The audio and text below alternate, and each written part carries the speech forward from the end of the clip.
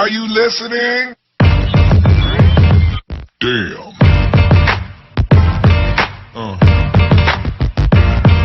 Yeah. Yeah. Another episode of Trash Talk. I'm Damian Hill. With me, as always, is TJ O'Connor. Tonight, we are joined by Olivia Beeskau, who is getting ready to fight Rachel Martinez at LFA 120, going down at Mystic Lake Casino in Prior Lake, Minnesota. Before we get started, Trash Talk is brought to you again by Valhalla Combat Sports Incorporated, Ink Shrinks Tattoo out in New Brighton, Minnesota, James Clark Sports Psychology and Hypnosis Therapy, On Deck Productions, and TJ's mom. How are you doing tonight, Olivia? I am doing great. Pretty much. Yeah, pretty much great. Like, nothing to complain about tonight. Yeah, I mean, a little over a week out at the time of this interview. And you sound healthy, you sound good. How's the weight looking? And what weight actually are you fighting at this time? 115, so straw weight again. I think straw weight's where I found my home for now until things change, but I don't know that they will anytime soon. Like, that is the weight I'm going to be at as a straw weight moving forward. It's like where I should be. It's naturally where my body, when I'm eating right, training right, it's naturally where I get down to that it's a comfortable cut, that I'm not miserable. I feel mean and clean leading up to it. It's not a weight I can be lazy at. It's like just the right weight bracket for me to be at that makes sense naturally for my body and my lifestyle and me. So the cut, I mean, while it's never fun, I mean, nobody likes cutting weight, whether it's 2 pounds or 10 pounds, it's not fun, but it's feeling like it's going to go smooth this time. My last one was not feeling as good leading into the fight as I do this time around. Like, I feel like physically I'm at a good spot with my body. So. Wow. That's actually interesting that you say that, because I was actually rewatching your last fight, and one of the things that I was going to ask you is how you felt going into the second round, because the extra 2 minutes going into your first pro fight, the extra 2 minutes that you're added into each round, and having to deal with it that very first round, and then now knowing that your weight cut wasn't the best, but you still performed and pulled off a unanimous decision. How did you feel going into the second and third round, actually, now that we talk about it? You know, I was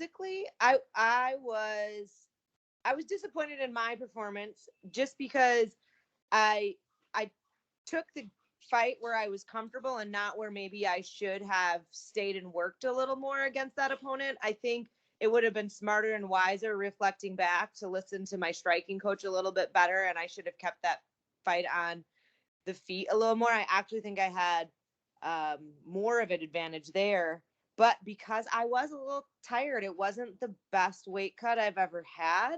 My body physically felt like it just wanted to grapple. Like, I didn't feel snappy. I didn't feel quick. I didn't feel athletic. Even though other people tell me that I looked good, I didn't feel as good as I typically like to feel. You know, as an athlete, you know when you're firing all cylinders, right? You can feel it. It just feels comfortable. It feels right. It feels instinctual. I was thinking a lot that fight. I was heavy. And that mental challenge of telling myself, like, your body's fine. Your body's going to do what it needs to do. So just shut up. You've got 3 5-minute rounds. You can do 3 5-minute rounds. You do a lot more than that at practice. And then when I didn't come out of the gate, I expected to finish her the first round. I really did. And mentally, I was like, well, that didn't happen. Now I got to get my head right, because I obviously set my expectations not where they should have been. So I remember feeling physically not great, and then mentally having to push through it because of all of that taking in. It's amazing how much thought happens in your mind while you're fighting that you don't realize until you reflect back on it. The million thoughts that are running through your mind in between those rounds, right?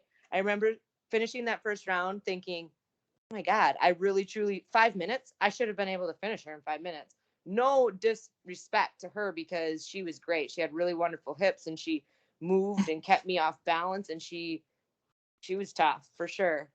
But I had to get my head right to get back to finish those last 2 rounds. And mentally, it was a challenge. It was a little bit different for me to overcome those 5-minute rounds than it was a 3-minute round. It definitely played a part. Yeah. Okay. Well, okay. Now going into this next fight, you say that you're feeling a little bit better with your weight cut. You are, you faced that mental adversity in that first professional fight, and now this is your second professional fight. Going in here, already facing that mental adversity and knowing that you're feeling a little bit better, and also going against Rachel Martinez, who is not necessarily a slouch on the ground at all, and by any means. She has a very nice ground game, but I believe she's more known to be dangerous on the feet. How do you think facing the mental adversity that you had to go through in your first fight, and also the benefits of having a better weight cut this time around, how do you think that those two things are going to benefit you in this fight versus this opponent? I think Rachel and I are a smart matchup. We're a good matchup. I think we're going to complement each other well. I think she's a well-rounded opponent, and I think that showcases your skills. I think her stand-up style is going to allow me to showcase mine a little bit more. I think she is good on her feet, but usually, not always, but usually I feel like when I go against better opponents, I rise to that occasion. So I think she'll be good for me to go on the ground with. I'm comfortable enough right now, right? Everybody says that till they get hit, right? Then the plan might change. But I think Yeah. she's a volumous fighter. I think she throws a lot of punches and bunches and a lot of combos. And so I'm prepared for that, I guess. And I think it's going to be a good opportunity for me to showcase my stand up because she is good on her feet. I'm going to have to raise to that occasion. I'm always comfortable on the ground. Unfortunately, sometimes I'm more comfortable in crappy positions on the ground than I am on my feet, but I'm working through that. And I think she's going to be the right opponent to test that and showcase that. I think it's going to be a great fight all around. Yeah, Oh, this is gonna be a real fun fight. And you mentioned the styles, and I agree. I think they complement very well. I think this has all the makings for a very fun fight on the card. And go into it. You talked about everything that happened, and I love the breakdown of the mental side of that first fight. What do you feel like having that first pro fight under your belt, going into this LFA fight, knowing that this is her pro debut? What type of edge do you think that gives you, knowing that you've been there under the lights with the longer rounds already? I think it's helpful, right? I think every fight you take gives you an opportunity to grow and get better. And there is something different just about the pressure maybe you put on your own shoulders, the amount of work you put into it leading up. Like, right, when I took that pro leap, there was no more, it was just different, right? It's different. You're truly a professional, so you're facing it with that attitude, and then you don't want to feel like you've wasted your time or you've invested something into something that isn't worth your time, right? It's a balance of priorities. And I think like after you get that first professional fight, it gave me like reassurance, right? So I feel reassured going into my second fight. Like, yeah, I am made to do this. I am going to see what I can do in this sport, and it feels right. And I think that first professional fight is more so doing that. For me, it was like proving to myself, like I can do this. I can hang at a professional level as an athlete. I am strong enough to be a professional athlete. I'm skilled enough, knowledgeable enough. And now I got one professional fight that tells me, yeah, you can. Right. So I think it is an advantage in that regard for sure. oh, definitely. You definitely proved that in that last performance, especially. And now going into this fight, how has the camp been for this fight and training for your opponent in Rachel Martinez? Now, when I say that, I mean like, are you training specifically for her and to exploit the holes that you think that she might have in her game, or are you training for yourself and trying to just make yourself better all around and just be ready for anything? Or do you have a game plan set? Like, I go out there and I'm going to throw a jab and then shoot, or I'm going to throw a 1, 2, 3. And then, like some people break down the whole fight. I just kind of want to know where your head is at and what training camp has been like for you in that sense. Yeah. So I did not know about this fight for sure happening until about 2 weeks ago. So Okay. it was like the 3.5 week, 4 week out mark that I knew that Rachel was going to be my opponent.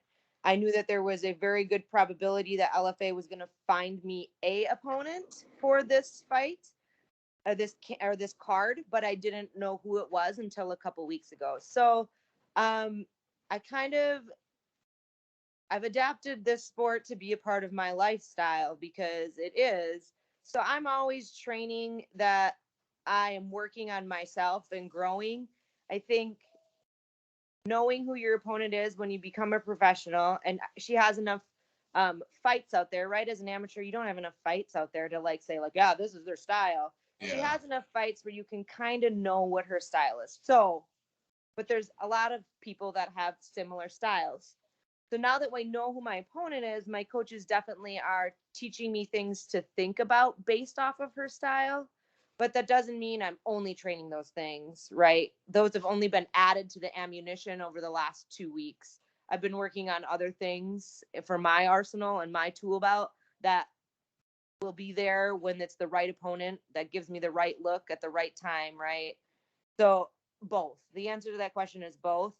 I train a little bit for her specifically this time around, which I haven't typically done in the past, but I'm always constantly training and growing for myself. Like, I love jujitsu. I like to compete in jujitsu tournaments outside of MMA. And so a lot of my training leading up to this was focused more about preparing for those events first because those came first. So I hone in on my craft that I'm specifically looking at leading into it. And then after I got those checked off the list 4 weeks ago, which one fell through because of my life events, now, okay, done with those grappling events. Now let's focus back on putting it all together for the MMA, which I think it blends nicely, right? To have Yeah. different tasks to check off your list. And then I learned a lot at that jujitsu tournament, at a high level jujitsu tournament in Vegas. You learn things every time you compete against the best of something. You should Yeah. be learning something. And I think that my growth is everywhere that makes me happy, but I try to focus in now at this level. You need to start thinking about what your opponent's capable of or what their strengths are. Yeah. Yeah, and you had literally answered a question I had in my head. I wanted to talk about the Vegas tournament, but you answered the whole thing, and I love how using that experience, coming home with a little bit of hardware with you, making everything great, and then using that to transition into this fight. So I'm glad to hear that you mentioned that as well, and that's been a focus going in. Now with this fight specifically, obviously, we talked about how tough your opponent is, how hard you've been training for it, without giving away any type of game plan or anything. Going in here, an ideal night, what would an ideal night be for Olivia Beeskau to go in there, get your hand raised? How do you see this fight taking place? An ideal night for me would be I go in there relaxed, ready to have fun.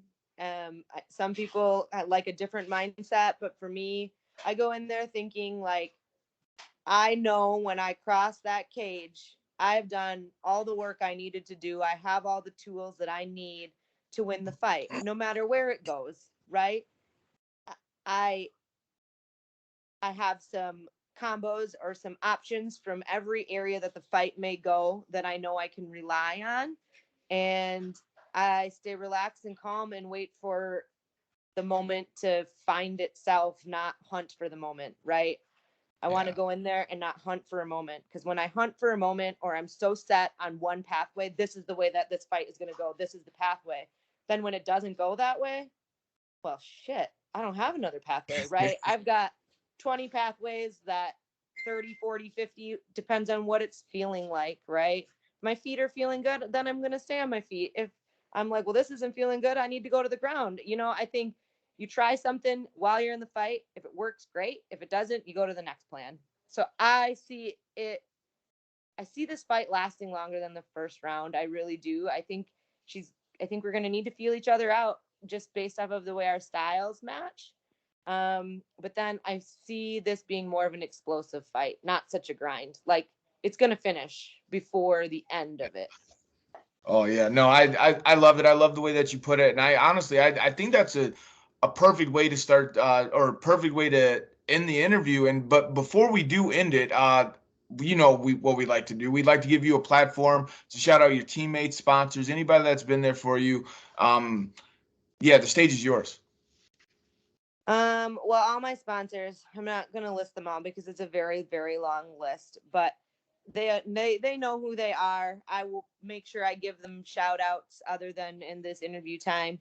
My family, I always like, my husband is my best teammate, my best corner man. He doesn't actually corner me, but like leading up to a fight, he does so much that makes me able to do this. So I always like to give him a shout out. I have a really great team at Ironworks.